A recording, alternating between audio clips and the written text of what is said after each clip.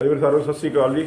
ਆਪਾਂ ਟ੍ਰਿਮਿੰਗ ਕਰਨਾ ਦੇਰਾ ਬਸੀ ਅੱਜ ਕੱਲ੍ਹ ਆਏ ਸੀ ਤੇ ਆਪਣਾ ਦੂਜਾ ਦਿਨ ਅੱਜ ਆਪਾਂ 2 ਦਿਨ ਲਾਇਆ। ਅੱਜ ਟ੍ਰਿਮਿੰਗ ਹੋਣੀ ਪ੍ਰੋਪਰ ਹੋ ਗਈ, ਸਾਰੀ ਨਹੀਂ ਮਿਲਦੀ 60-65 ਦੀ ਮਿਲਦੀ ਸੀ। ਕ੍ਰਿਟੀਕਲ ਬਹੁਤ ਜ਼ਿਆਦਾ ਸੀ ਕਿਉਂਕਿ ਟ੍ਰਿਮਿੰਗ ਕਦੇ ਪ੍ਰੋਪਰ ਹੋਈ ਨਹੀਂ ਸੀ ਫਾਰਮ ਦੀ, ਬਹੁਤ ਬੁਰਾ ਹਾਲ ਸੀ। ਤੇ ਟ੍ਰਿਮਿੰਗ ਪ੍ਰੋਪਰ ਆਪਣੀ ਹੋ ਗਈ ਹੈ। ਆਪਾਂ ਕੱਲ੍ਹ ਆਏ ਸੀ 16 ਤਰੀਕ, ਅੱਜ 17 ਤਰੀਕ ਹੋ ਗਈ ਹੈ। ਬਲੌਗ ਆਪਣਾ ਸਾਹਮਣੇ ਅਪਲੋਡ ਹੋ ਜਾਊਗਾ। ਠੀਕ ਹੈ ਜੀ, ਧੰਨਵਾਦ, ਸਤਿ ਸ਼੍ਰੀ ਅਕਾਲ।